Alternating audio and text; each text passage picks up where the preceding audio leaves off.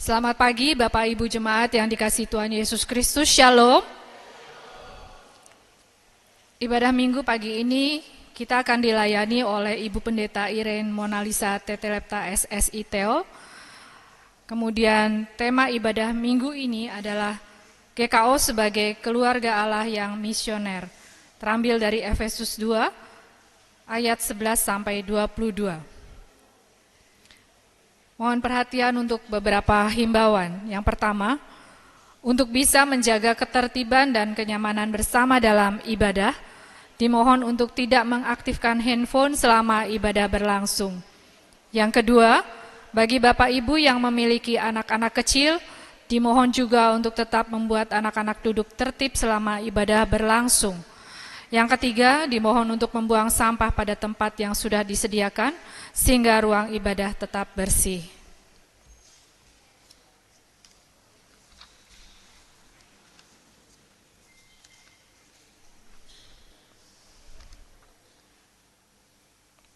Sebelum kita memulai ibadah hari ini, marilah kita mengambil waktu sejenak untuk diam di hadapan Tuhan. Tenangkanlah hati, lepaskan segala beban dan kekhawatiran saudara, dan izinkan hadiratnya memenuhi ruang ini dan hati kita. Dengan bersaat teduh, kita membuka diri untuk mendengar suaranya. Saat teduh dimulai.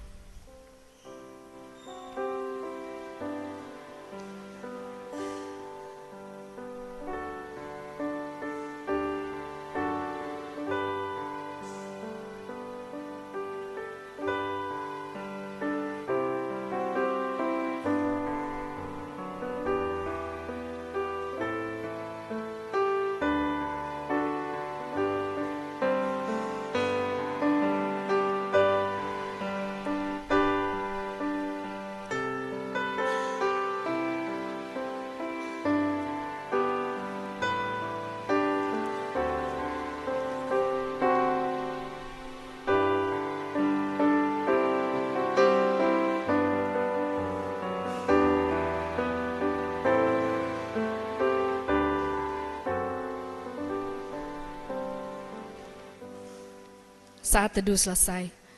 Dalam ibadah kita hari ini, kita bersama-sama bersyukur atas penyertaan Tuhan yang nyata sepanjang perjalanan pengutusan dan pelayanan Gereja Kristen Oikumene di Indonesia atau GKO.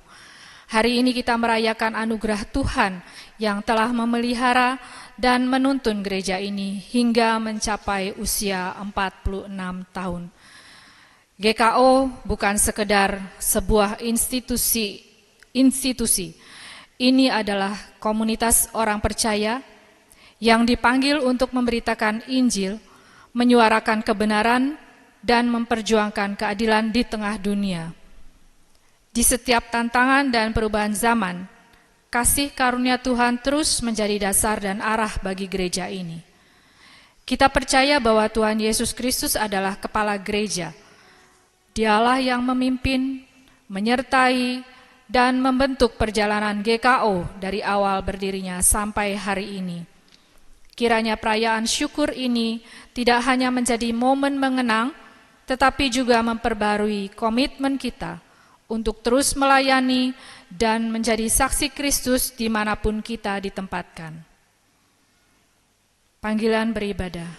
Beribadahlah kepada Tuhan dengan sukacita, datanglah ke hadapannya dengan sorak-sorai.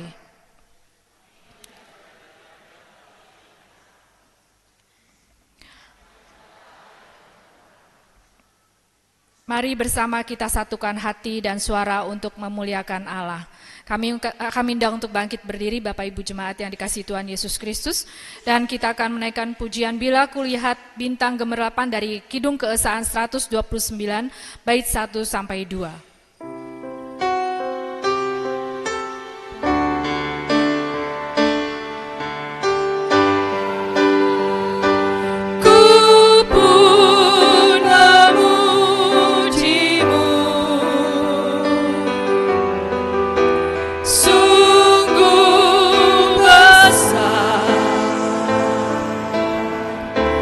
Kau Allahku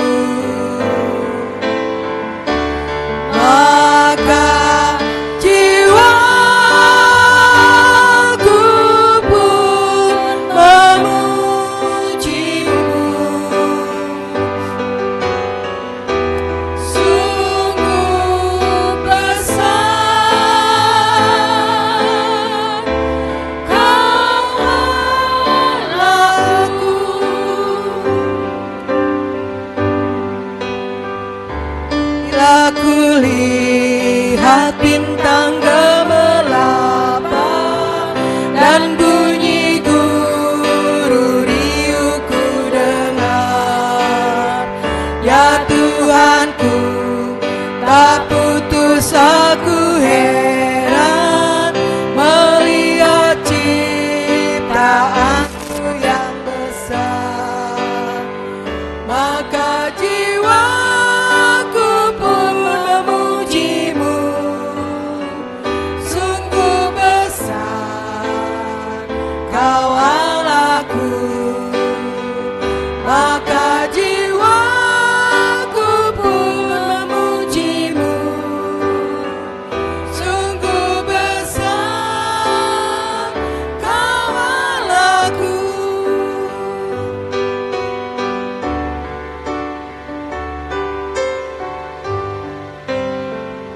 Ya Tuhanku, apabila ku renungkan pemberian-Mu dalam penebus, ku tertegun bagiku dicurahkan oleh Putra-Mu darahnya kudus.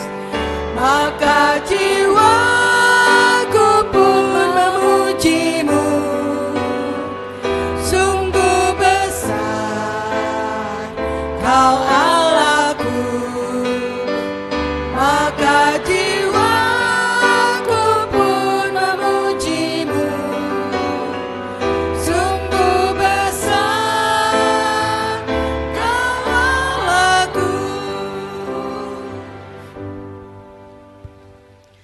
Jemaat yang dikasihi oleh Tuhan, kita datang beribadah merayakan hari ulang tahun Gereja Kristen Oikumene di Indonesia yang ke-46 dengan penuh syukur, sebab sesungguhnya pertolongan kita berasal dari Tuhan pencipta langit dan bumi yang setia memelihara hidup kita dan yang kasih-Nya tidak pernah berkesudahan.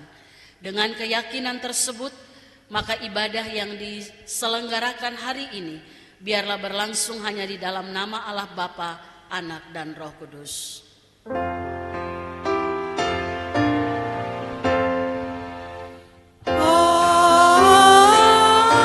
Amin, amin, amin. Salam bagi saudara yang sangat dikasihi oleh Tuhan, Tuhan besertamu. Dan besertamu juga. Amin. Jemaat Tuhan, saya persilahkan duduk kembali.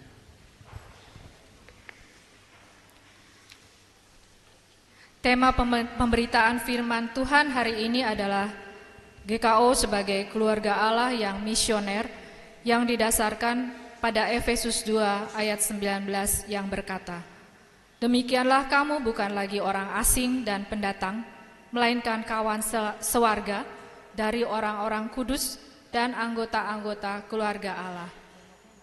Firman ini mengingatkan kita bahwa gereja bukan hanya tempat berkumpul dan beribadah, tetapi sebuah keluarga Allah yang dipersatukan oleh Kristus, oleh kasih Kristus.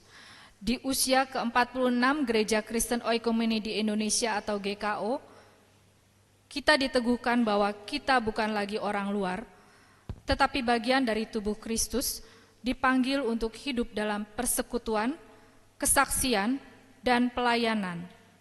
Kiranya firman ini membimbing hati dan langkah kita dalam ibadah hari ini dan dalam perjalanan gereja ke depan.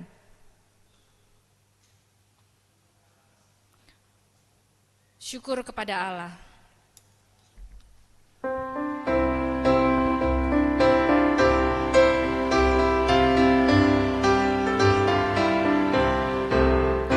Ku nyanyikan kasih setia Tuhan selamanya, selamanya. Ku nyanyikan kasih setia Tuhan selamanya, ku nyanyikan selamanya. Ku tuturkan tajimu, kasih setiamu Tuhan. Ku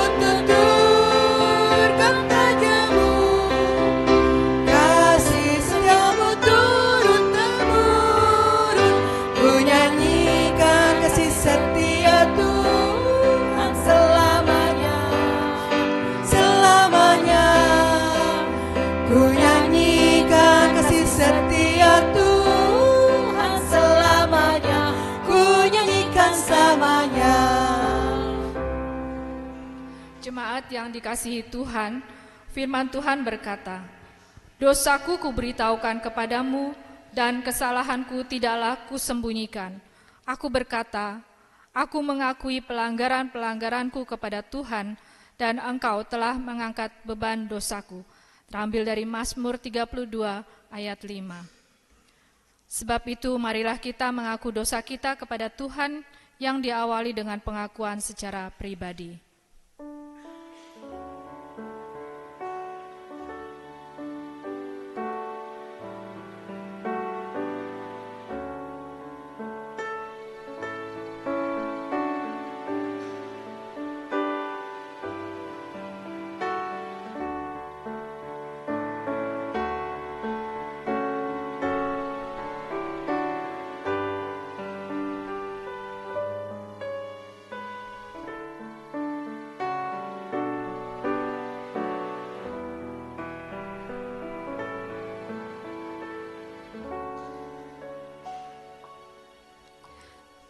Kini selaku jemaat kami mengaku, ya Tuhan Allah yang Maha Kasih, di tengah sukacita perayaan 46 tahun Gereja Kristen Oikumene di Indonesia, kami datang ke hadapan-Mu dengan hati yang penuh syukur, namun juga dengan kerendahan hati, sebab kami sadar bahwa dalam perjalanan ini kami tidak selalu setia kepada-Mu. Sebagai gereja-Mu, kami mengaku, seringkali kami lebih sibuk dengan program daripada mendengarkan suara-Mu. Kami kadang terjebak dalam rutinitas dan lupa pada panggilan untuk mengasihi, melayani, dan menyatakan Injil-Mu. Kami tidak selalu menjadi terang dan garam di tengah masyarakat. Kami sering menyakiti sesama, abai terhadap keadilan, dan kurang memberi ruang bagi belas kasihan. Ampunilah kami ya Tuhan. Sucikanlah gereja-Mu ini, dan pulihkan kami agar kami tidak hanya mengenang masa lalu, tetapi juga melangkah ke depan dengan hati yang dibaharui oleh Roh Kudus-Mu. Ajarlah kami untuk tetap rendah hati dalam keberhasilan, setia dalam pengutusan, dan kuat dalam menghadapi tantangan zaman. Dalam nama Tuhan Yesus Kristus, Kepala Gereja kami yang hidup, kami berdoa dan mengaku dosa kami. Amin. Saya mengajak jemaat Tuhan yang bisa berdiri, mari berdiri untuk mendengarkan berita anugerah Tuhan. Saudara-saudara, karena saudara telah mengaku dosa dengan sungguh-sungguh di hadapan Tuhan, dengarkanlah berita anugerah dari Allah atas pengakuan setiap dosa kita. Seperti yang tertulis dalam Mazmur 85 ayat yang ketiga, demikian bunyi berita anugerah Tuhan. Engkau telah mengampuni kesalahan umat-Mu, telah menutupi segala dosa mereka. Karena itu bersyukurlah dan bersukacitalah di dalam Tuhan, sebab dosa-dosamu telah diampuni. Sambil bersalaman, jemaat katakan, kasih Kristus mendamaikan dan mempersatukan kita. Silakan.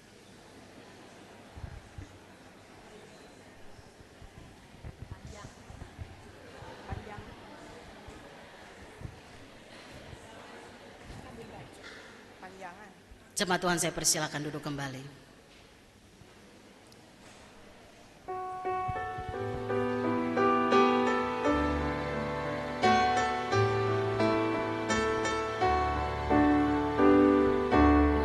Yang Maha Kasih yang itu Allah, Allah pengasih pun bagiku. Aku selamatlah oleh kasih-Nya, oleh kasih-Nya kepadaku.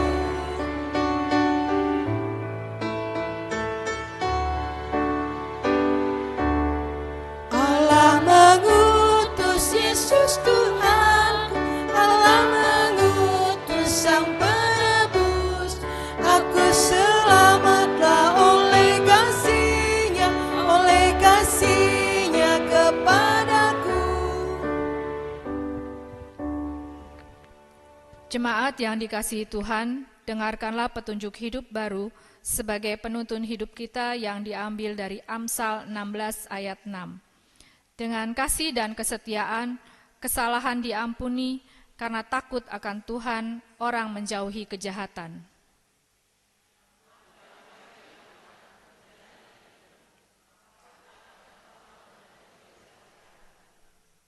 Amin. Refleksi singkat kehadiran GKO. Saudara-saudari yang dikasihi Tuhan, gereja bukan hanya tempat kita beribadah, tetapi tubuh Kristus yang hidup di dunia. Kita dipanggil bukan sekedar untuk hadir, tetapi untuk menjadi terang, menyuarakan kebenaran, membawa damai, dan menjadi saluran kasih Tuhan di tengah dunia yang luka. Hari ini, saat kita berkumpul sebagai jemaat, mari kita bertanya dalam hati, sudahkah kita hidup sebagai gereja yang setia kepada panggilannya? Sudahkah kehadiran kita membawa harapan bagi yang putus asa, keadilan bagi yang terpinggirkan, dan pengharapan bagi yang kehilangan arah?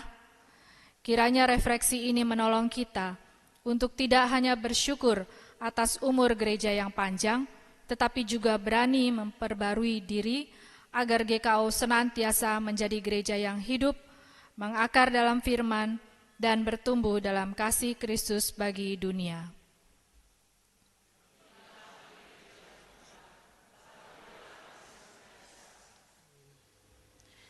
Jemaat yang dikasihi oleh Tuhan, kita akan mempersiapkan hati kita untuk mendengarkan firman Tuhan, menyambut firman hari ini.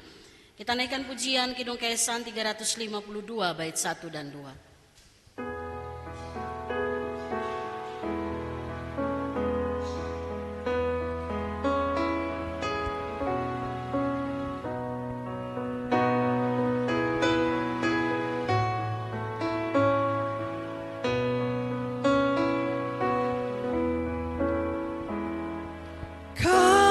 Kasih Tuhan Yesus tiada bertepi,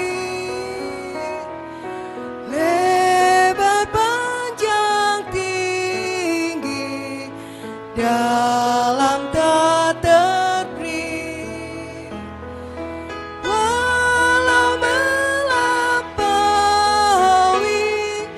akal kita yang fana, dengan orang kudus kena kasih yang kekal.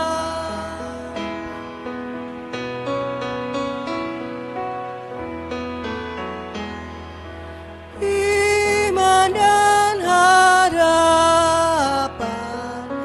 kasih yang benar,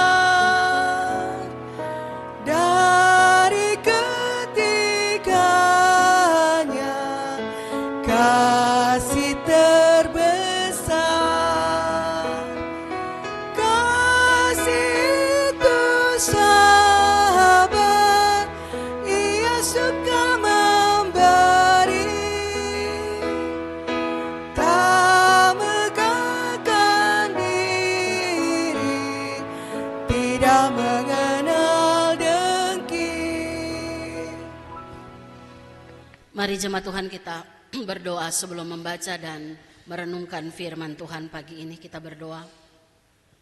Kami sungguh bersuka cita ya Bapa, karena secara khusus hari ini bersama dengan seluruh umat Tuhan yang ada dalam naungan Sinode GKO, kami menaikkan syukur kami atas pertambahan setahun usia yang Tuhan berikan bagi Sinode Gereja Tuhan GKO.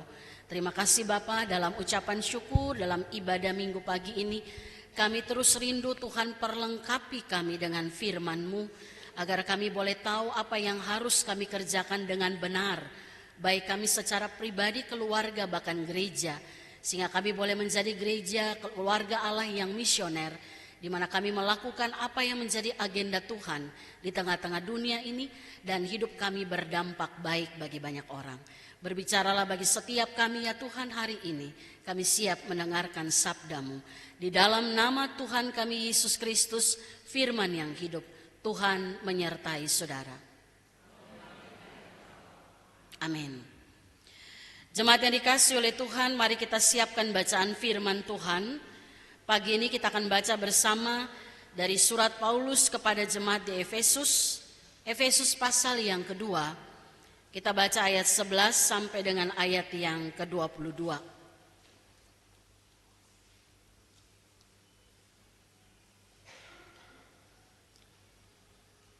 Kalau sudah dapat bacaan firman yang akan kita baca, saya ajak yang bisa berdiri, mari kita berdiri. Kita akan baca secara bergantian atau berbalasan, karena ini hari ulang tahun. Jadi Bapak Ibu yang lahir tanggal ganjil, baca ayat ganjil. Yang lahir tanggal genap, baca ayat genap. Masih ingat tanggal lahirnya kan? Oh ya, saya pikir lupa tuh. Jadi ingat tanggal lahir, yang lahir tanggal ganjil membaca ayat ganjil, dan dilanjutkan dengan ayat genap oleh yang lahir tanggal genap. Efesus pasal yang kedua, ayat 11 sampai dengan ayat yang ke-22 di bawah judul perikop, dipersatukan di dalam Kristus, demikian firman Tuhan. Karena itu ingatlah bahwa dahulu kamu adalah orang-orang bukan Yahudi secara jasmani, yang disebut orang-orang tak bersunat oleh mereka yang menamakan dirinya sunat, yaitu sunat lahiriah yang dikerjakan oleh tangan manusia.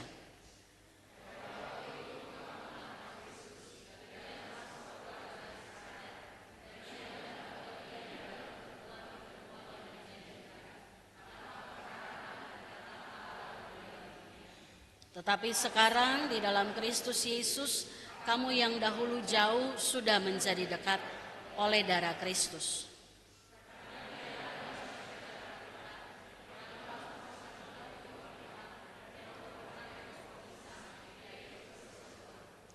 Sebab dengan kematiannya sebagai manusia, ia telah membatalkan hukum Taurat dengan segala perintah dan ketentuannya, untuk menciptakan keduanya menjadi satu manusia baru di dalam dirinya, dan dengan itu mengadakan damai sejahtera.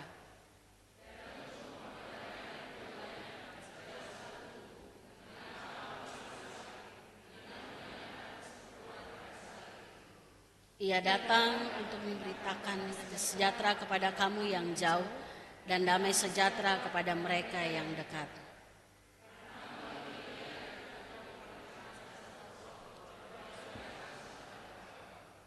Demikianlah kamu bukan lagi orang asing dan pendatang, melainkan kawan sewarga dari orang-orang kudus dan anggota-anggota keluarga Allah.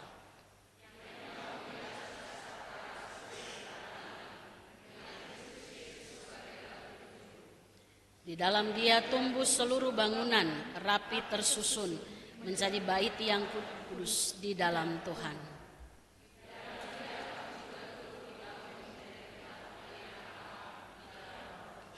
Demikianlah firman Tuhan. Terpujilah Tuhan Yesus Kristus. Yang berbahagia ialah mereka yang mendengarkan firman Allah dan yang memeliharanya. Haleluya.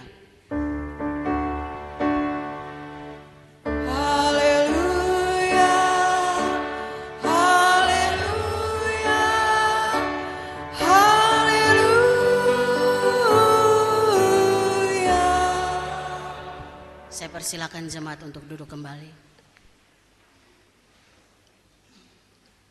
Selamat pagi Bapak Ibu Saudara jemaat, Shalom. Tema kita hari ini GKO sebagai keluarga Allah yang misioner. Ini tema yang secara khusus dibahas hari ini di seluruh jemaat lokal yang ada di bawah naungan Sinode GKO. Karena dalam rangka kita memperingati hari ulang tahun GKO secara sinodal yang ke-46. Bapak Ibu tahu ulang tahun GKO kapan? 29 Juli. Orang Depok 1 harus tahu. Karena itu terjadi di tempat ini. Ya, 29 Juli kemarin kita memasuki usia yang ke-46 tahun. GKO sebagai keluarga Allah. Ini kan metafora gereja ya. Karena salah satu metafora gereja adalah keluarga Allah. Kalau yang namanya keluarga, berarti pasti kita saling kenal satu dengan yang lain. Ada di sini yang hadir keluarga tidak tahu anaknya yang mana gitu ya. Saya lupa gitu. Nggak ada kan? Namanya keluarga, kita saling kenal. Nah, saya mau tes dulu. Coba Bapak Ibu lihat kiri kanan. Ada nggak yang nggak dikenal? Jangan lihat keluarganya, lihat orang lain.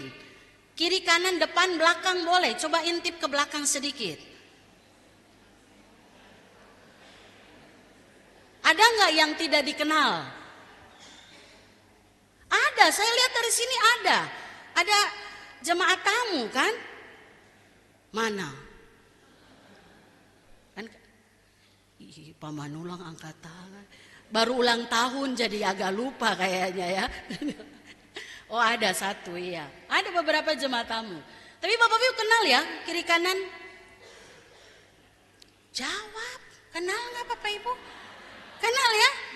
Jangan sampai duduk bersama. Karena gini, kadang-kadang kita tiap minggu masuk keluar gereja, tapi ada yang nggak kita kenal. Kecuali memang baru masuk 1-2 kali ya. Tapi ini sudah simpatisan bertahun-tahun, tapi kita nggak tahu itu siapa. Itu sama dengan saya ingat dulu waktu masih kuliah. Begitu ada tenda hajatan, masuk yuk. Makan gratis. Jadi itu ibarat orang yang masuk ke arah hajatan, nggak kenal siapa yang bikin hajatan. Yang penting makan. Jangan yang baru datang tersinggung ya. Saya nggak lagi kasih contoh saja, contoh. Itu yang sudah berapa kali masuk gereja tapi kita nggak tahu ini siapa. Ya. Yang kadang-kadang tahu nggak ibu yang kasih ciri-cirinya, banyak yang kayak begitu. Tapi kalau tanya gini, Bu Pendeta ciri-ciri jemaat yang tidur di gereja, saya kasih tahu. Karena ada kelihatan dari sini. Itu kan kemarin saya bilang di PW, saya tahu siapa jemaat yang matanya tiba-tiba berputar-putar gitu ya. Dia paksa buka gitu. Kalau orang yang nggak pernah tidur terus ngantuk, saya bilang ini pasti ada sesuatu. Sama dengan orang yang terlambat. Saya tahu siapa yang suka terlambat. Iya kan?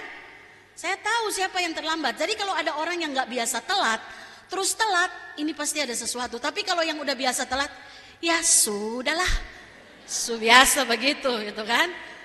Jemaat yang main HP pun saya tahu siapa dia.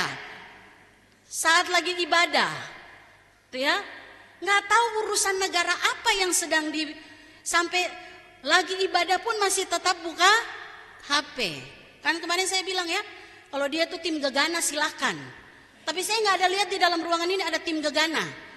Yang karena darurat negara ini dia harus pegang HP.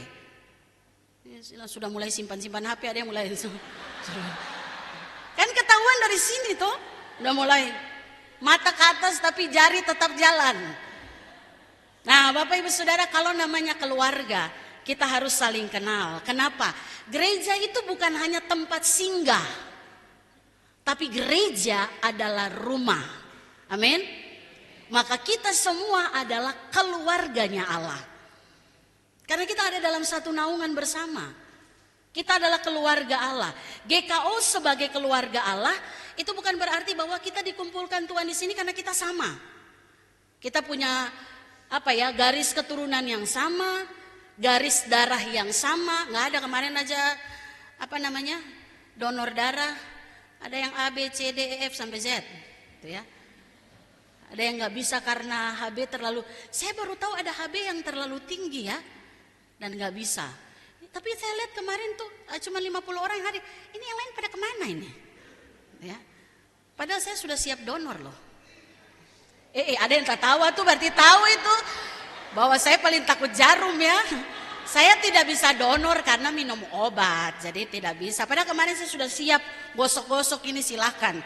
Ambil banyak-banyak aja, gitu ya. Nah kita kumpul di sini bukan karena kita ada dalam satu aliran darah yang sama. Kita juga berbeda kan? Kita juga tidak berkumpul karena kita punya latar belakang status yang sama, tidak. Kita juga tidak berkumpul karena kita datang dari suku daerah yang sama, tidak. Tapi Bapak Ibu dan saya berbeda. Tapi kenapa kita bisa duduk bersama di tempat ini? Karena ada satu alasan. Kasih dan karya keselamatan Allah di dalam Yesus Kristus yang itu kita imani bersama. Amin. Bapak Ibu dan saya dipersatukan oleh Tuhan Yesus. Kita berbeda dalam banyak hal. Oleh karena itu Bapak Ibu Saudara, Yesus Kristus harus jadi pusat dari seluruh pergerakan hidup kita sebagai keluarga Allah. Karena dia kepala. 7. Gereja ini nggak ada yang berkuasa atasnya selain Kristus Yesus. Jadi jangan berpikir bahwa ini gereja ini yang berkuasa itu Bu Pendeta karena dia ada di mimbar satu, nggak ada itu. Yang berkuasa atas gereja ini adalah Yesus Kristus. Maka seluruh pergerakan yang kita lakukan itu harus berpusat pada satu pribadi, yaitu Yesus Kristus. Coba bayangkan Bapak Ibu, kalau semua kita satu keluarga ini berkomitmen untuk memusatkan hidup kita kepada Kristus, bukan berarti bahwa kita nggak ada persoalan, nggak ada. Persoalan ada tapi kita bisa selesaikan. Amin. Kan kita mulai dulu dari kecil ya, keluarga kecil ya. Kalau kita punya keluarga, siapa sini keluarga yang nggak ada masalah? Padahal jangan angkat tangan, kita juga ada masalah. Ya. Siapa di sini keluarga yang nggak punya masalah? Oh berarti kita 11-12 ya? Ya kita masih punya masalah. Bagaimana cara kita menyelesaikan? Nggak mungkin dalam satu persekutuan nggak ada masalah. Cara kita menyelesaikan adalah lihat pada satu titik yang benar dan sama, yaitu Tuhan Yesus. Apa yang Tuhan ajarkan? Begitu kita melangkah bersama dalam ajaran Tuhan, masalah bisa kita selesaikan. Amin. Berarti Bapak Ibu tahu cara selesaikan masalah ya? Sama-sama berpusat kepada Kristus. Oleh karena itu ini yang menjadi pesan penting Paulus kepada jemaat di Efesus. Bapak Ibu kalau baca kitab Efesus, Paulus cuman ulang-ulang begini, bersatulah dalam perbedaan. Maka bacaan kita hari ini, Paulus menjelaskan bahwa hanya ada satu cara orang-orang Yahudi dan non-Yahudi persatukan. Mereka dipersatukan melalui salib Kristus, pengorbanan Yesus yang mempersatukan orang-orang yang berbeda ini. Saudara kita tahu setelah Yesus bangkit dan sebelum dia naik ke surga, dia memberikan pesan bagi para rasul untuk bergerak bersama beritakan kabar baik. Dan pesan itu tidak hanya khusus untuk orang-orang Yahudi, tapi dari Yerusalem, Yudea, Samaria sampai ujung bumi. Artinya sampai kepada orang yang jauh dari garis keturunan orang Yahudi. Tuhan bilang begini, kasih tahu tentang tembok yang telah rubuh ini bagi semua orang. Supaya semua orang bisa berjumpa dengan Tuhan tanpa lagi perantara apapun. Tidak lagi melalui persembahan domba atau kambing atau apapun, tidak. Semua orang punya akses langsung datang kepada Tuhan. Kenapa? Jalur keselamatan itu sudah dibuka oleh Kristus. Yesus bilang begini, pergi kasih tahu itu bagi banyak orang. Dan pergerakan pelayanan para rasul di abad pertama itu menyebabkan muncullah satu gaya kehidupan orang-orang yang menyebut dirinya pengikut Kristus, yang disebut orang Kristen.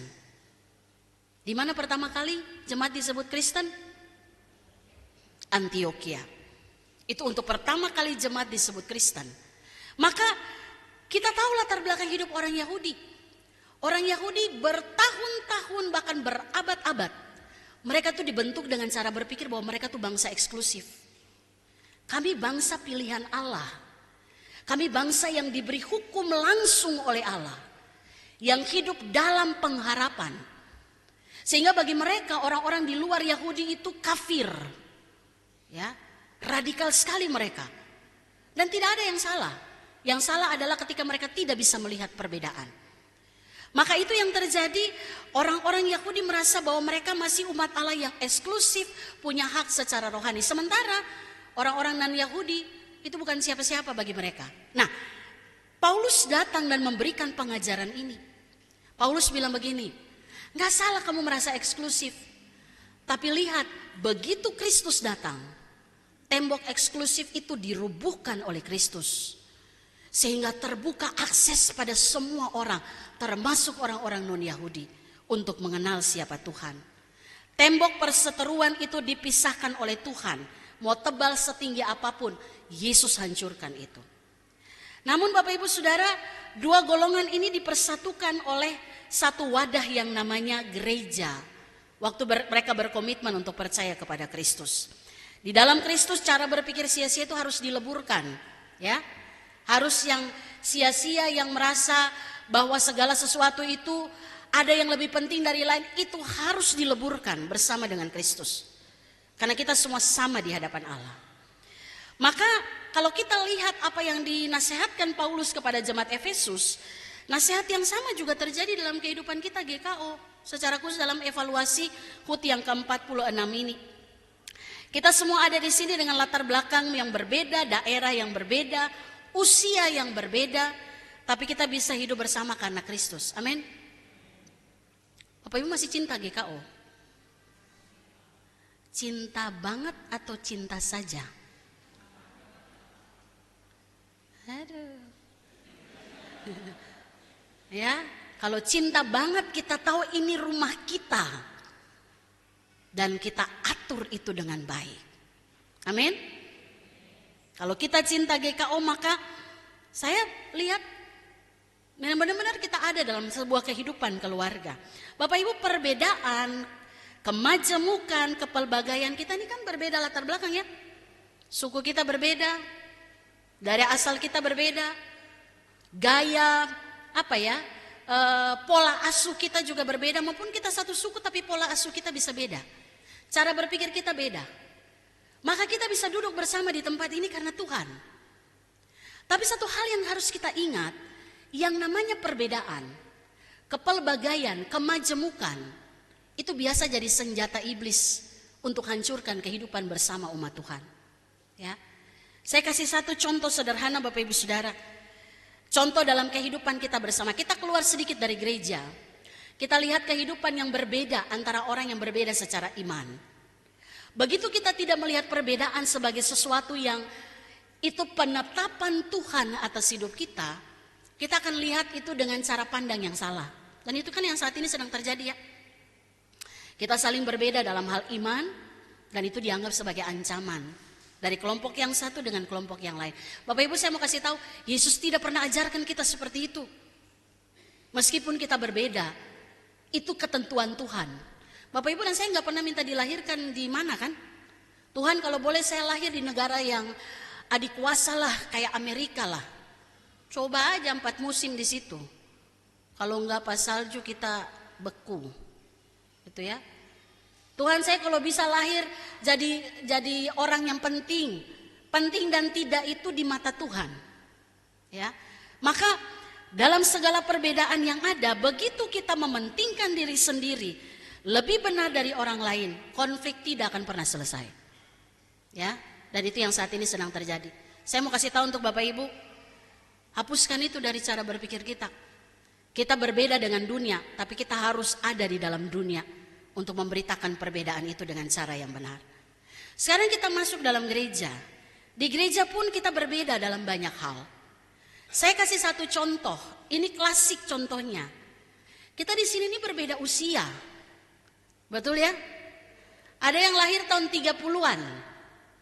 Kayak tidak ada kali ya? Masih ada ya? Masih ada. Mungkin gak di gereja. Di apa ya? Itu udah usia berapa? Hampir 90-an ya.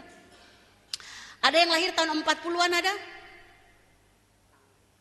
Tidak ada. Ini merasa muda semua atau bagaimana ini? 40-an gak ada. 50-an ada ya? Oh ada 50-an. Yang 60-an ada. 70-an. 70-an ya, bukan 70. 70-an artinya saya 76. Saya kasih tahu sekali toh, supaya waktu saya tanya, saya pergi ke satu gereja ya, saya tanya gini, coba Bapak Ibu jemaat tebak usia saya berapa? Astaga, mereka bilang 55. Saya bilang, setua itukah saya? 55 Bu Pendeta. Terus ada yang bilang 53. Saya bilang, gak ada yang bilang 40. Enggak. Oh berarti kayaknya sudah melebihi target kayaknya nih muka ya. Saya 76 ya Bapak Ibu ya. Jadi belum 50, masih 49. Nah ada, kenapa ketawa? Tidak sama ya? Ada yang lahir tahun 70-an, ada yang 80, ada yang 90, ada yang 2000. 2000 saja sudah 25 tahun itu generasi. 25 tahun angkatan gitu ya. Bapak Ibu bisa lihat ini sebuah perbedaan yang bisa menjadi perpecahan di antara kita. Bisa. Karena cara kita tangani generasi yang lahir tahun 40 sampai 60 itu beda dengan yang lahir tahun 70, 80, 90. Itu kan ada nama-nama generasi apa-apalah itu ya. Generasi milenial yang lahir tahun 90 akhir sampai 2000. Ada generasi Z, ada generasi Alpha. Yang kalau kita nggak jebatani masa generasi ini, habis kita. Dan itu bisa terjadi dalam gereja. Contoh sederhana, Generasi yang, saya mau bilang tua kan gak enak ya, senior aja ya. Generasi senior bilang, generasi muda ini tidak rohani, tidak sopan. Yang muda bilang gini, yang tua-tua tuh kaku, gak mau perubahan. Begitu kan yang sering kali terjadi. Yang tua-tua itu malas, gak mau perubahan. Akibatnya apa? Begitu ibadah kita bingung ini mau ibadah versi bagaimana. Yang satu bilang, kalau boleh lagunya tuh yang tenang, teduh. Yang kalau kita nyanyi Roh Kudus turun atas kehidupan kita. Emang kalau yang nyanyi agak sedikit kencang Roh Kudus gak turun? Ya, atau sebaliknya, yang muda bilang, lah kita nyanyi kayak begini kita ngantuk. Bapak Ibu coba perhatikan ya. Kalau ini gak dijembatani dengan baik, maka akan sulit bagi kita untuk hidup bersama. Kalau saya gaya khotbah kayak begini, datang ke Remtar misalnya, itu mereka begini. Jadi begitu masuk ke Remtar, bahasanya harus pakai gennya mereka. Generasi mereka, gen Z itu loh. Kalau gen Alpha itu kan berarti yang sekolah minggu ya. Jadi kalau tanya ke mereka gini, lu tahu nggak? Iya, ngajar mereka begitu, nggak bisa kira. Apakah engkau tahu? Langsung mereka begini, coba sekali-sekali ngajar deh. Begitu kita bilang begini, tuliskan dosa-dosamu di atas kertas ini. Nggak nulis mereka, bingung mereka. Tapi kalau kemarin saya ajar, saya bilang begini, coba kamu tulis apa yang kamu pengen install dalam dirimu. Mereka ngerti maksudnya. Coba kalau saya bawa di lansia, apa yang ibu-ibu, bapak-bapak, oma-opa pengen install dalam diri? Apa itu? Gitu kan? Saya bilang ke mereka, tuliskan di atas kertas ini, apa yang kamu pengen uninstall dari dirimu. Apa yang kamu pengen lepaskan. Kenapa? Kalau kamu gak uninstall itu, gerakanmu lambat kayak komputer. Jadi bahwa mereka untuk masuk di dalam dunia yang mereka punya, mereka ngerti dan mereka tahu. Mereka tulis semua. Saya ngajar tuh awal Juli kemarin. Ya awal Juli ya. Terus mereka tulis, apa yang kamu pengen uninstall? Itu maksudnya saya bilang, apa yang pengen kamu lepaskan? Ngelawan orang tua, bohong sama mama, gitu. Mereka, tapi kalau saya bilang gini, tulislah dosa-dosamu. Bingung mereka. Mereka tulis uninstall. Ini yang saya pengen uninstall Bu Pendeta. Saya pengen tidak lagi malas bantu orang tua. Saya bilang tempel di depan. Ada lembar. Mereka tahu, mereka tuh main fisik sama saya. Mereka tempel di atas-atas. Jadi saya susah baca. Ya. Mereka tempel di paling atas semua. Saya bilang, saya bisa baca bagaimana ini? Berusaha Bu Pendeta, coba.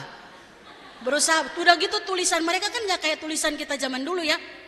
Kita tuh kan menulis indah, naik tipis turun tebal. Anak sekarang semua tebal. Pusing saya baca kalau hasil mereka, gitu ya.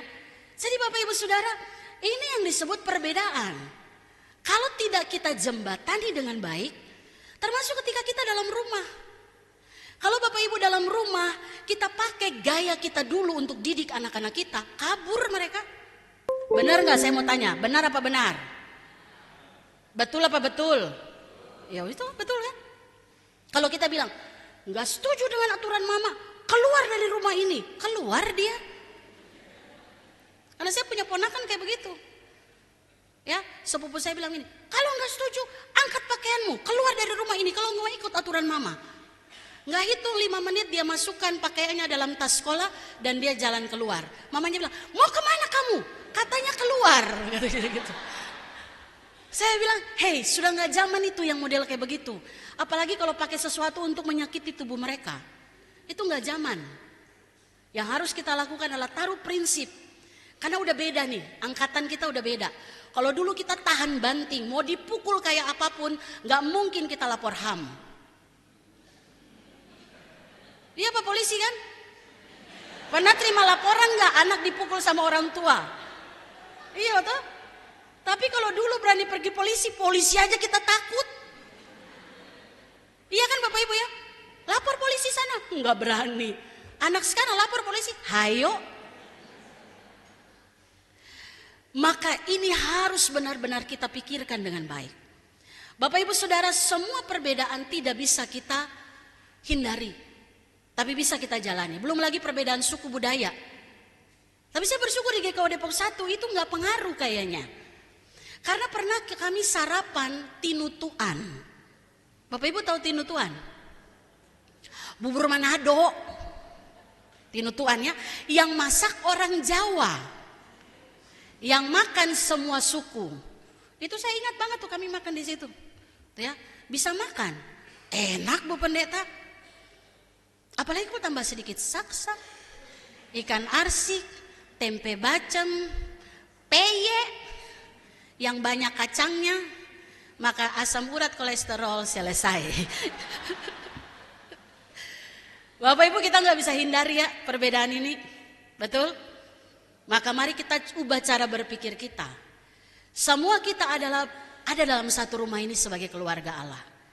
Kalau kita memusatkan hidup kita pada Kristus, tembok pemisah itu rubuh. Sudah rubuh kok, tinggal kita aja yang jalani.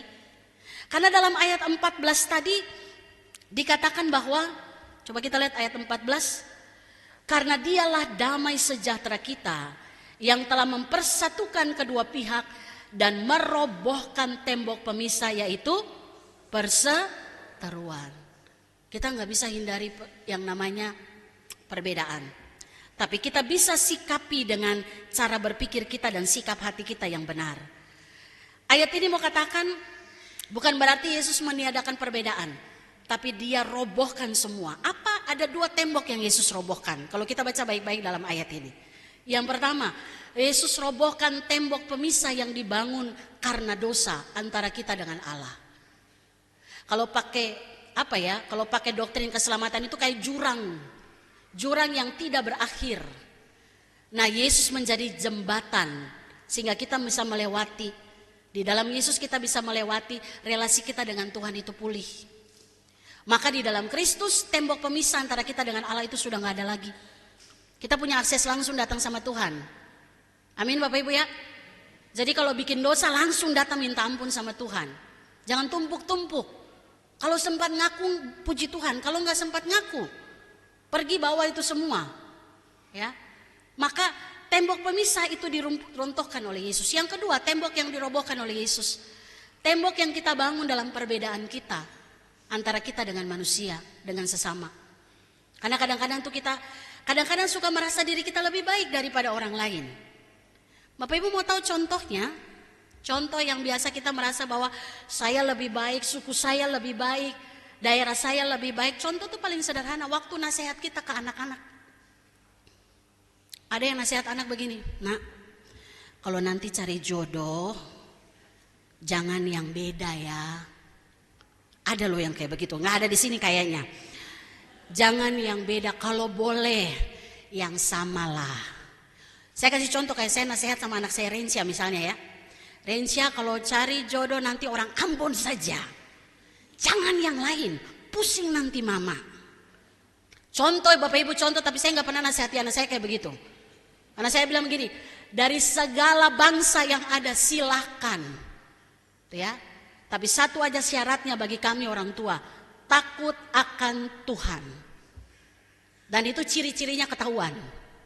Cuman aja itu satu syaratnya, mau dari manapun terserah. Tapi ada orang tua yang nasihati, kalau bisa jangan sama orang ini, dia tukang pukul bini itu. Kalau contoh, kalau bisa jangan sama orang ini, aduh pusing nanti habis uangmu buat dia gaya-gaya. Kalau bisa jangan sama orang ini, dia senyum depan kita tapi belakang dia hancurkan kita itu. Kalau bisa jangan sama orang ini, adatnya pusing. Contoh. Ada yang nasihati anak kayak begitu? Kita lagi tidak melihat perbedaan sebagai kekayaan. Betul Bapak Ibu ya? Jadi ya udah jawab masing-masing saja. Ya. Apalagi kamu ini kan cuma sendiri Rensya. Kalau boleh jangan sama orang lain. Ya. Orang Ambon saja, orang Ambon tuh baik. Contohnya bapakmu, belum tentu orang Ambon baik semua. Tapi saya pernah tanya anak saya,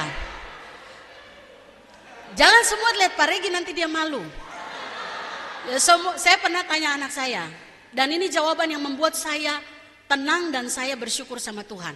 Kalau kamu mau cari pasangan, kamu mau cari yang seperti apa? Seperti ayah saya. Coba yang ujung itu tidak usah tertawa sendiri ya. Bapak Ibu coba tanya anak perempuannya. Kalau kamu mau cari pasangan, kamu mau cari seperti siapa? Kalau dia jawab ayahnya, berarti berhasil. Amin. Saya tidak sedang bilang bahwa Pak Regi berhasil, enggak juga, banyak salahnya juga. Gitu ya. Tapi setidaknya dalam satu sisi itu kita bisa mengukur bahwa kalau misalnya tanya anak laki-laki, mau cari pasangan seperti apa? Terus dia bilang, seperti mama. Wah, itu mamanya berhasil itu. Ya. Tapi saya ingat banget itu waktu suami saya cari pasangan, dia bilang kalau bisa tidak seperti mama saya. Dia dapat yang lebih jahat dari mamanya lagi. Ya. Jadi tidak selamanya itu semua benar. Makanya kalau tanya, berarti dia dapat sesuatu yang baik dari hidup kita. Amin. Maka Bapak Ibu Saudara, mari lihat perbedaan sebagai penetapan Tuhan yang gak bisa kita bantah, tapi bisa kita sikapi dengan benar. Amin. Doa saya, GKO Jemaat Depok 1 kita bisa hidup bersama. Kalaupun perbedaan ada di antara kita, itu tidak jadi ancaman, tapi itu menjadi kekayaan. Maka mari kita tidak hanya datang masuk gereja, duduk ketawa, pulang, sembah Tuhan, pulang, tapi kasih kontribusi yang baik bagi gereja ini. Ini rumah kita. Betul ya? Bapak Ibu, ini rumah kita. GKO bukan tentang saya dan Bapak Ibu, tapi GKO adalah kita. Dan ini rumah saya. Ini rumah kita.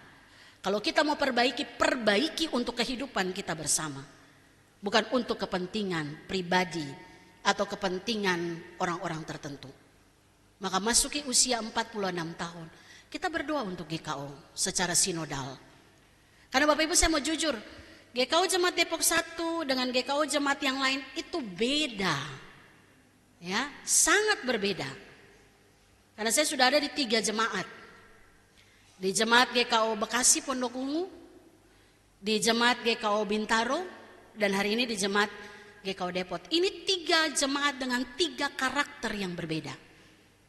Bayangkan, kalau kita nggak minta hikmat Tuhan untuk atur ini semua, kita bisa berantakan. Jadi kalau saya bikin papeda, Bapak Ibu makan? Tidak ada yang jawab, saya ragu. Makan papeda? Aduh, Ibu Pendeta itu kayak lem, saya tidak bisa. Saya akan atur supaya bisa. Coba ayo. Masa saya makan saksang sampai kolesterol lagi naik ini? Bapak Ibu tidak mau makan papeda. Tuh ya. Artinya bukan itu yang saya mau bilang. Kita bisa saling menerima. Tidak saling menganggap bahwa saya lebih baik dari orang lain. Selamat ulang tahun Bapak Ibu Saudara. Lemes amat. Coba salam kiri kanan dulu deh, bilang selamat ulang tahun. Saya juga mau turun dari sini.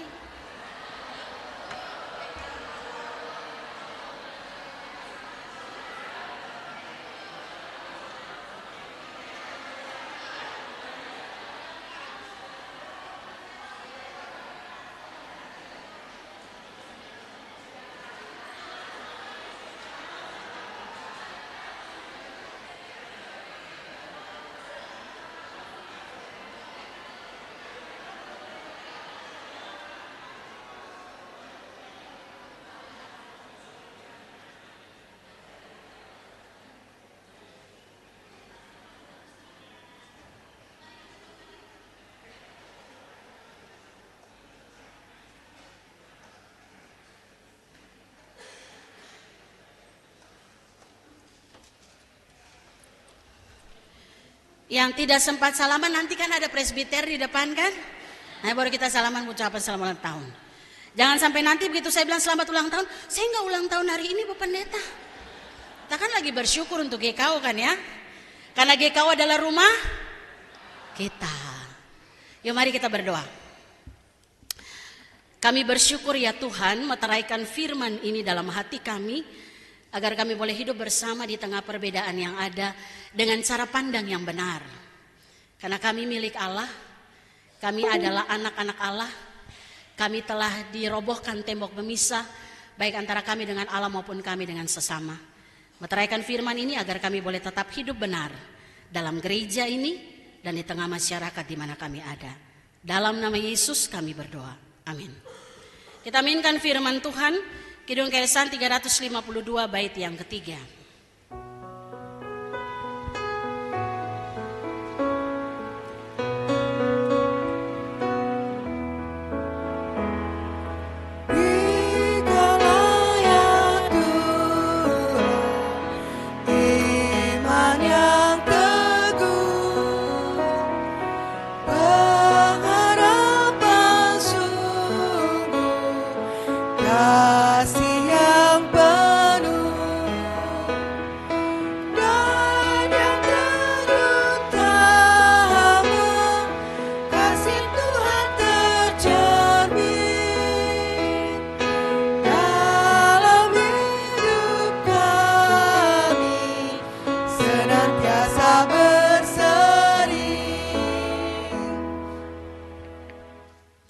Bapak Ibu Jemaat yang dikasihi Tuhan Yesus Kristus, kami undang untuk bangkit berdiri. Mari kita mengucapkan pengakuan iman Nisea Konstantinopel dengan bersama-sama dan berkata, Aku percaya kepada satu Allah Bapa yang Maha Kuasa, pencipta langit dan bumi, dan segala yang kelihatan dan yang tidak kelihatan, dan kepada satu Tuhan Yesus Kristus, satu-satunya anak Allah yang diperanakan dari Bapa sebelum alam semesta, Allah dari Allah, terang dari terang, Allah yang sejati dari Allah yang sejati, diperanakan bukan dicipta, sehakikat dengan Sang Bapa, oleh siapa segala sesuatu dicipta, yang untuk kita manusia dan untuk keselamatan kita telah turun dari sorga dan diinkarnasikan oleh Roh Kudus dari anak darah Maria dan dijadikan manusia. Ia telah disalibkan juga bagi kita di bawah pemerintahan Pontius Pilatus. Ia menderita dan dikuburkan, dan pada hari ketiga ia bangkit kembali sesuai dengan kitab suci dan naik ke sorga dan duduk di sebelah kanan Bapa. Dan ia akan datang kembali dengan kemuliaan untuk menghakimi orang yang hidup dan yang mati, yang kerajaannya takkan berakhir.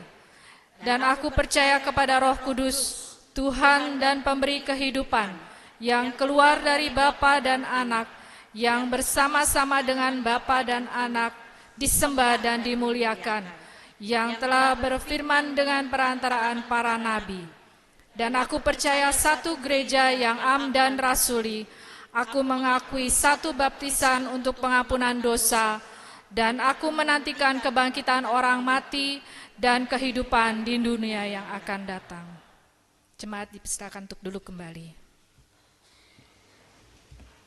Jemaat Tuhan, mari kita satukan hati kita untuk menghampiri Tuhan di dalam doa syafaat. Menaikkan beberapa pokok pergumulan kita. Mari kita berdoa. Kami sungguh bersyukur sebagai keluarga Allah bahwa hari ini Tuhan bersama dengan seluruh umat Tuhan yang ada di bawah naungan Sinode GKO, jemaat-jemaat lokal yang mulai dari Sumatera Utara, Purbatua, sampai dengan ujung Papua, Merauke. Kami tahu Tuhan bahwa kami dipersatukan oleh cinta kasih dan karya keselamatan Allah di dalam Yesus Kristus. Kami bersyukur karena kami boleh Tuhan tambahkan 1 tahun usia perjalanan gereja Tuhan, memasuki usia yang ke-46 tahun. Terima kasih Bapa untuk penyertaan Tuhan bagi GKO.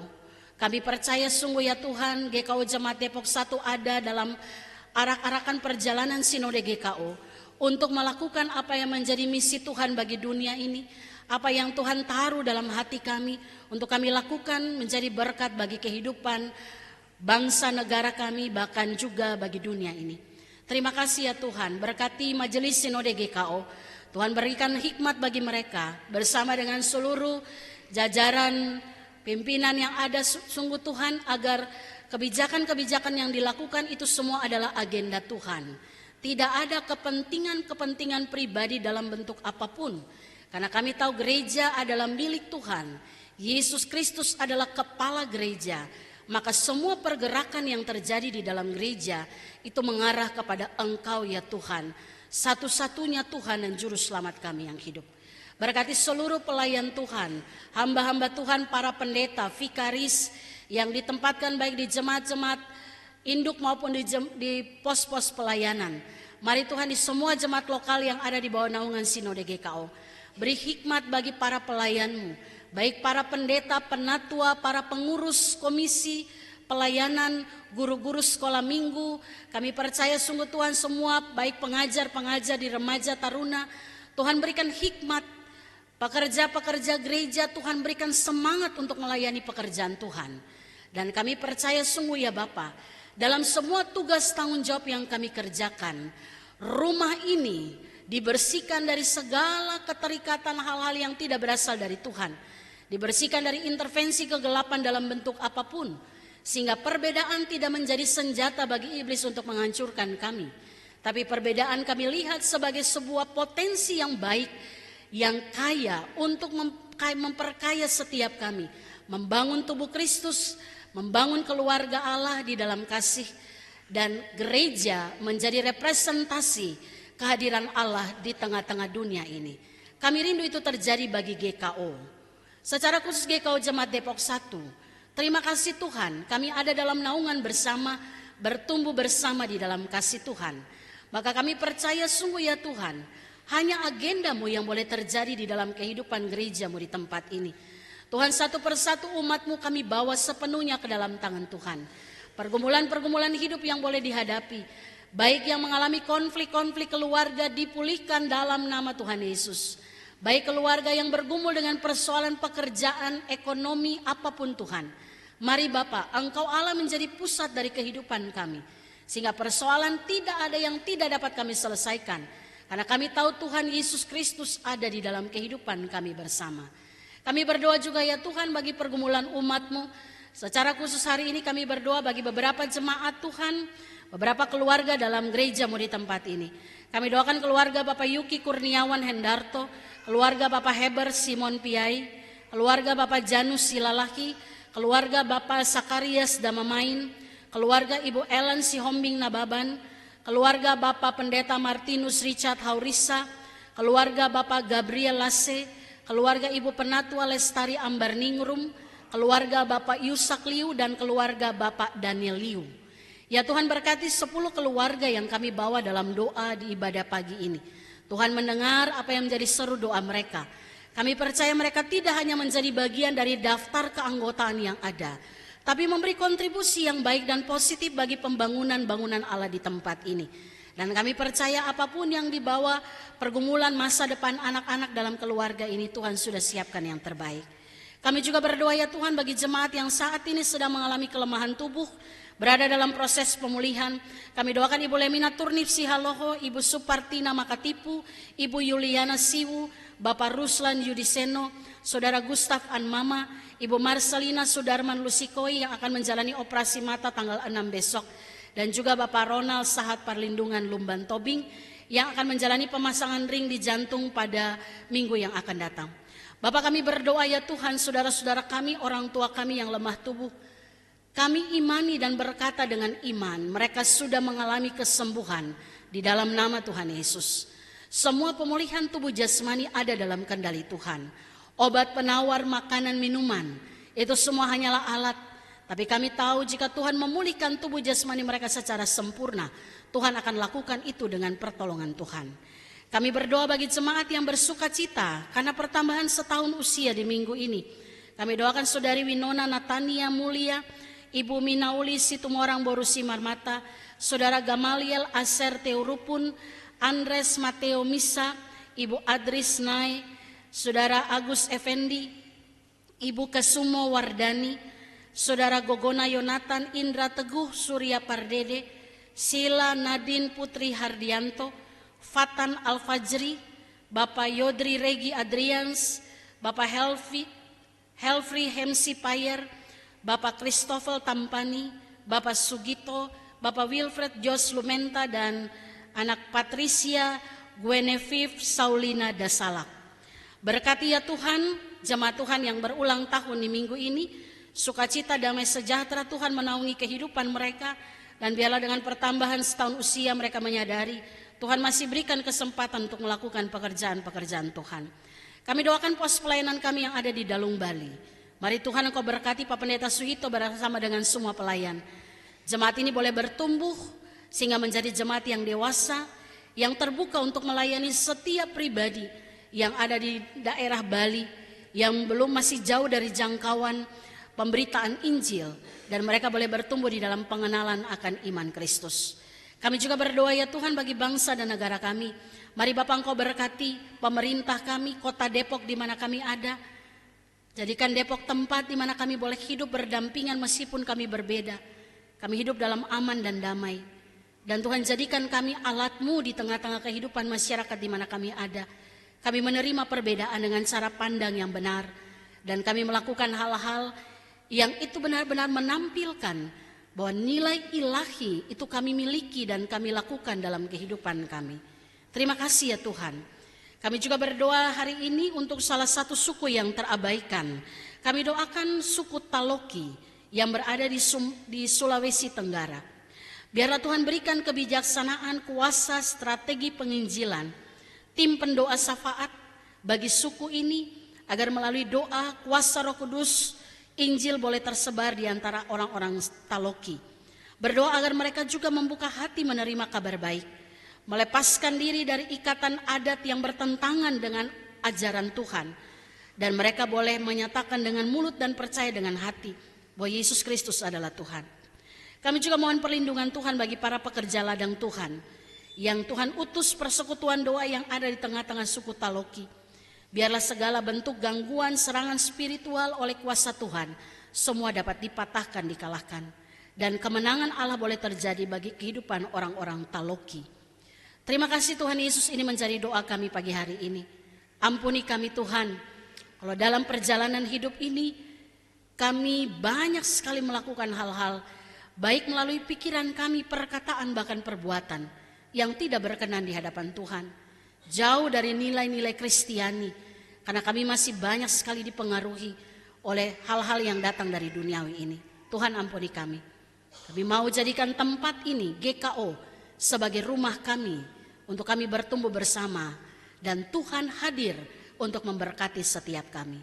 Doa ini kami naikkan hanya di dalam satu nama, Tuhan kami Yesus Kristus Allah kami yang hidup, yang sudah mengajarkan kami berdoa bersama demikian. Bapa kami yang di sorga, dikuduskanlah namamu, datanglah kerajaanmu, jadilah kehendak-Mu di bumi seperti di sorga. Berikanlah kami pada hari ini makanan kami yang secukupnya, dan ampunilah kami akan kesalahan kami, seperti kami juga mengampuni orang yang bersalah kepada kami. Dan janganlah membawa kami ke dalam pencobaan, tapi lepaskanlah kami daripada yang jahat. Karena Engkau yang empunya kerajaan dan kuasa dan kemuliaan sampai selama-lamanya. Amin.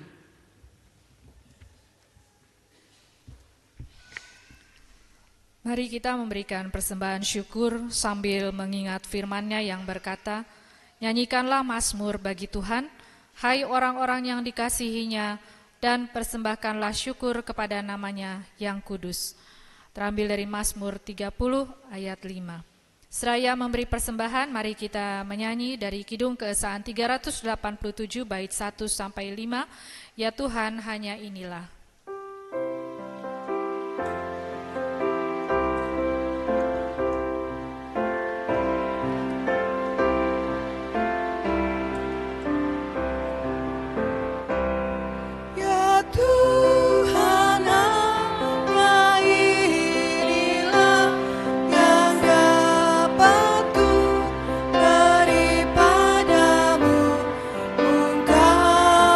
Syukuran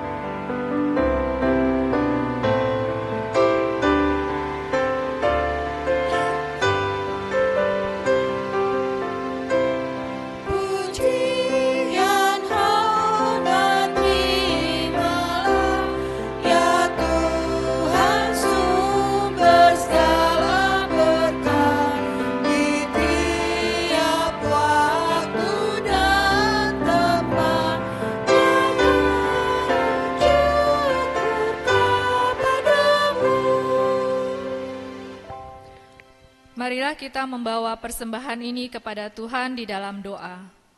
Ya Tuhan, Engkau telah menyatakan kasih setiamu dan mengikat kami menjadi satu persekutuan yang hari ini merayakan hari ulang tahun gerejamu yang ke-46 tahun.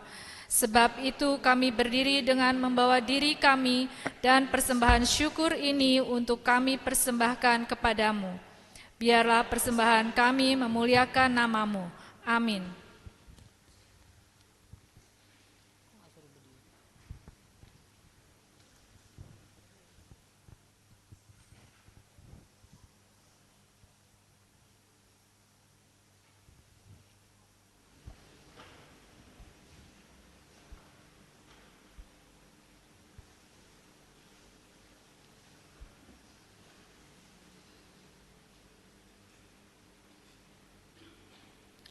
Jemaat Tuhan, saya ajak untuk berdiri, kita akhiri ibadah ini. Saudara-saudara kekasih Kristus, ibadah ini merupakan tanda ungkapan syukur kita atas penyertaan Tuhan bagi jemaatnya GKO sampai mencapai usia 46 tahun. Disertai komitmen bersama dalam hidup yang baru untuk mengembangkan pelayanan melalui pemberitaan Injil bagi kemuliaan Tuhan di dalam dan melalui jemaat bagi dunia ini dan sampai akhir zaman. Kita akhiri ibadah ini, kita naikkan pujian Kidung Keesaan 584 bait 1 dan 2. Dan bait 3 kita akan nyanyikan setelah kita menerima berkat Tuhan.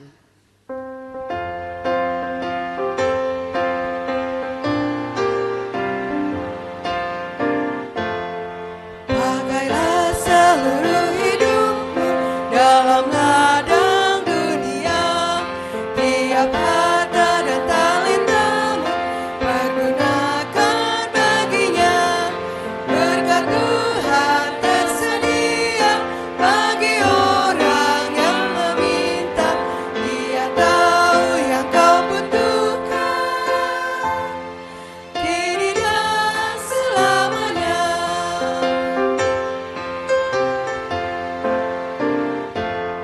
Sungguh banyak waktu terbuang untuk hal yang tak perlu. Tuhan banyak beri peluang menyalurkan kasih-Mu. Berkat Tuhan tersedia bagi orang yang meminta. Dia tahu yang kau butuhkan kini dan selamanya. Jemaat yang dikasihi oleh Tuhan, arahkanlah seluruh hati pikiranmu kepada Allah. Pergilah dalam damai sejahteranya. Jadikanlah semua bangsa murid Kristus dan terimalah berkat Tuhan. Tuhan memberkati saudara dan melindungi saudara. Tuhan menyinari saudara dengan wajahnya dan memberi saudara kasih karunia. Tuhan menghadapkan wajahnya kepada saudara dan memberi saudara damai sejahtera.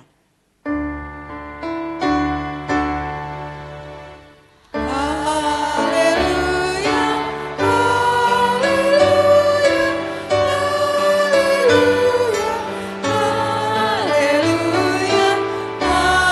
haleluya, haleluya,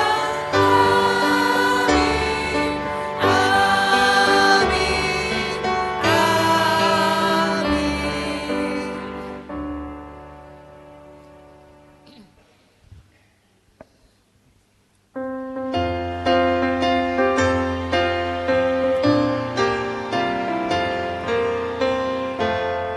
Ingatlah akan penciptamu pada masa mudamu. Sebelum tiba hari tua, persembahkan karyamu. Berkat Tuhan tersedia bagi orang yang meminta. Dia tahu yang kau butuhkan kini dan selamanya.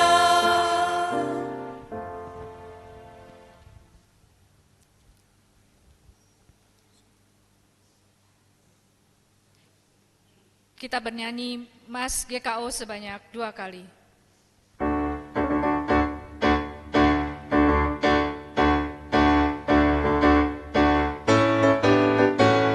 Gereja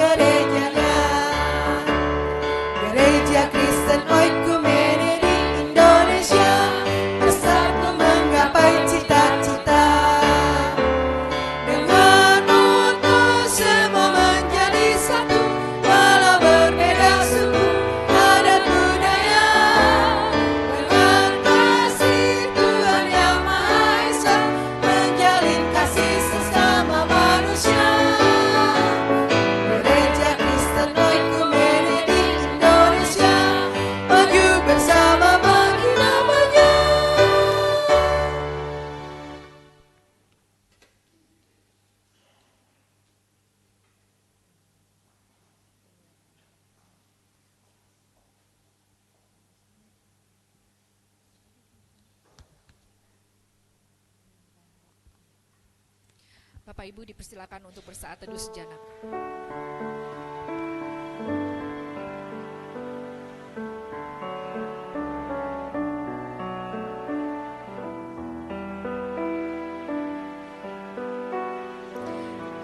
Ibadat telah selesai, selamat menikmati berkat Tuhan selama 1 minggu ke depan dan Tuhan Yesus memberkati.